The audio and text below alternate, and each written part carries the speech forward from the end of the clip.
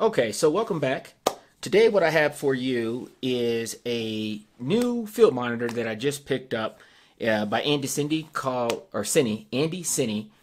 the T7. And really what makes this the T7 is this particular field monitor versus some of their other series is actually sort of has an aluminum housing, which is one of the reasons why I actually wanted to get this particular one, just because I felt if I'm going to be out and about doing things, throwing it in my camera bag, etc., I wanted something that was a little more tougher. For the most part, it's pretty straightforward. It doesn't necessarily have all the features that you're going to get with the like the Ninja, the Atomus, those types of things, because really all this is primarily used for is to do things like checking your exposure, your framing, etc. You're not just storing any of the footage directly on the device. One of the neat things about it, however, is it is a 4K screen. Granted, the screen itself, the display is 1080. So what you're looking at right now is being displayed in 1080p. However, this cable, I have a 4K signal that's being sent to the device. And really what that means is it's 4K capable. So it displays footage, it just doesn't display it in 4K. Versus something that wasn't 4K capable, you wouldn't be able to see it at all. So, and truthfully, a screen this small, this is a 7-inch screen, I don't necessarily need to see it in 4K. So I'm glad that this actually offers this particular capability. The actual overall build quality appears to be pretty good. At first, when I bought this, I thought that there was an issue with the HDMI just because I kept swapping cords in and out, and I noticed every time I moved it, the screen would like go blank. So I thought maybe what was inside of here on the circuit board was the problem. This is a brand new cable that I actually literally just got in the mail from Amazon, and it actually works fine. I moved it around just to see if it had any problems, very similar to the other cable that I ordered from Amazon, and nope, no issues. So this thing, I don't think it's going to be getting sent back. I actually bought it off Amazon Warehouse. Normally, it's priced at roughly around 159 bucks, and I got it for like 118. And also, it was supposed to include its own HDMI cable, which it didn't. So believe it or not, they gave me back like 25 bucks. So in all actuality, you know, I'm below 100 bucks for this screen that's normally about $159. So I thought it was a really, really good deal. Going to the side here, just looking at some of the ports, you can see there is an HDMI out.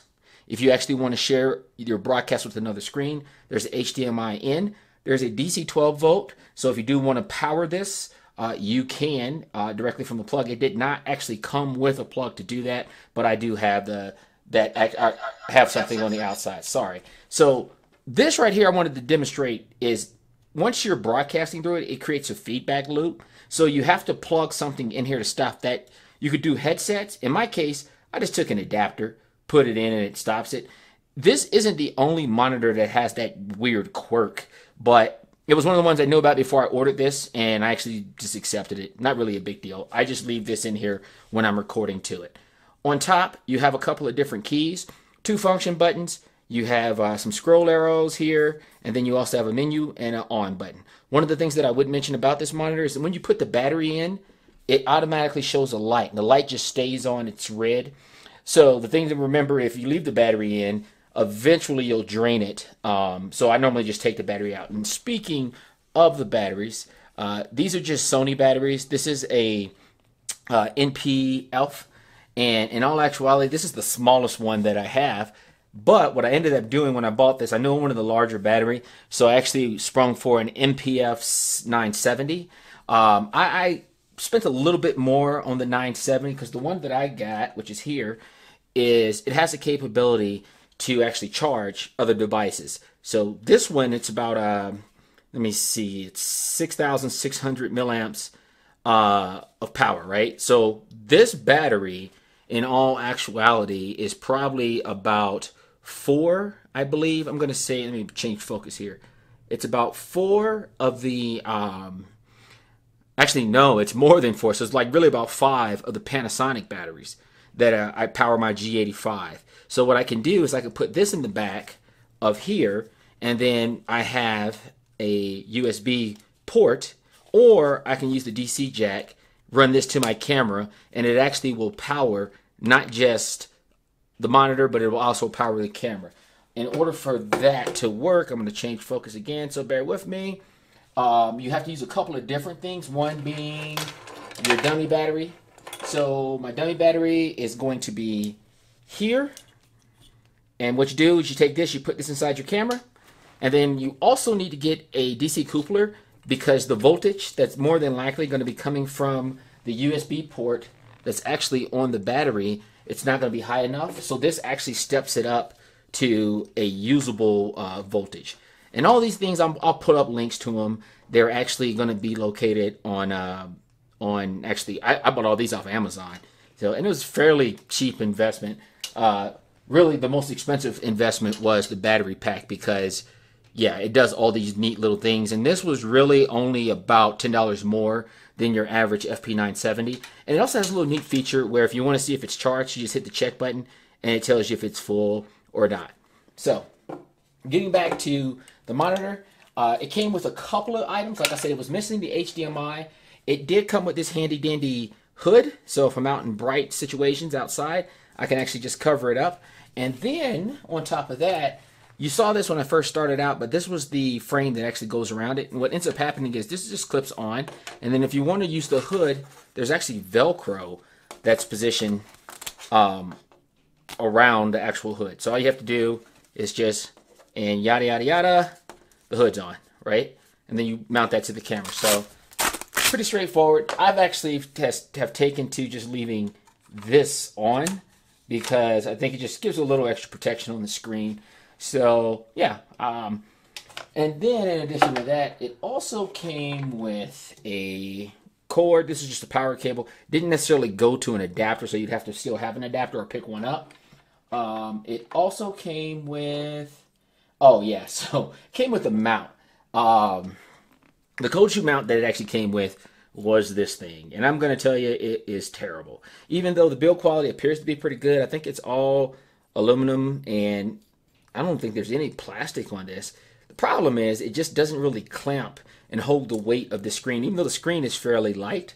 And don't get me wrong, I think that if it was just with a regular battery, then it probably would do fine. But when I put this monster on it, yeah, I found that this monitor was moving around a lot on the camera. So my fix for that was to go to my favorite company for cage accessories and to pick up one of these from Smallrig. And the this device, I mean, it's the same thing actually, but I will tell you, it keeps it a lot snugger, yeah, okay, for the most part.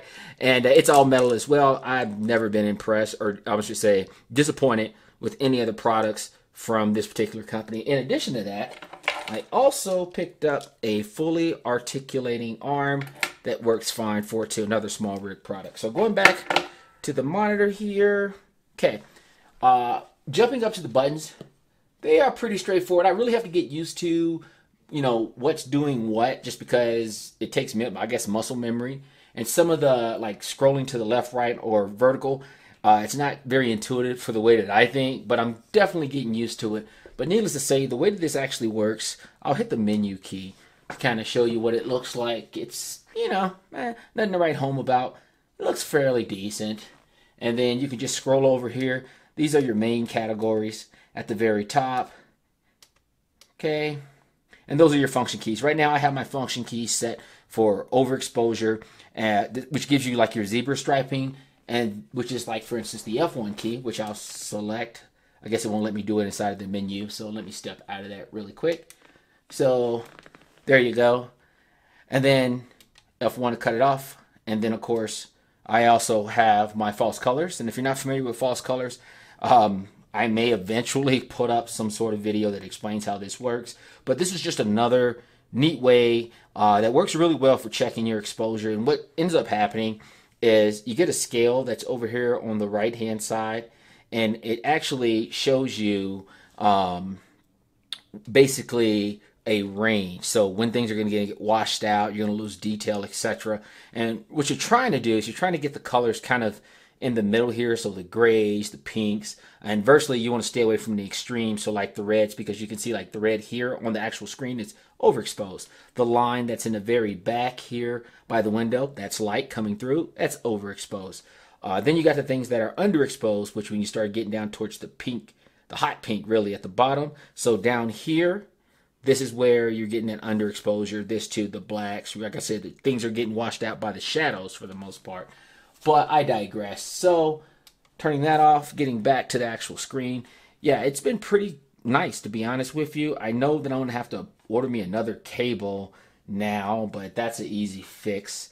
But yeah, I don't really see any issues with this. Like I said, I cannot complain about the price. And then the other thing I like about this is all the stuff that I see on my camera display, like for instance, the time here, you can actually see it on the screen. This down here, what do I have remaining on my memory card? Right there on the screen. I don't have a whole heck of a lot of confidence in what the battery actually says, just because I haven't tested it yet, but I did hear that there is a difference between what the battery indicator for this device shows and then what the actual battery indicator for the camera shows. So that's something I'm going to have to check. But based on my new configuration with the 970, I'm thinking my battery life is not going to be an issue, just because I'm thinking maybe 2 days of shooting out of this particular setup. So that's about it. If you have any questions or comments or anything in reference to this, feel free to leave it in the comment section. Once again, this is the Andycine T7 4K, and I got it from Amazon. I've been pretty happy with it, and if for some reason that changes, I will post some updates. And the other part of this that I would mention is, if you can't find an Andycine T7, also look at the FEELWORLD T7, because from what I've seen, these things are like the exact same monitor. Even the monitor, the software, the GUI that you use to access all your menus, they're actually all the same. So yeah, I think it's actually the same company. They're just rebranding the product. But once again, that's all I got. So feel free to click like, subscribe, and Agent Fit signing out.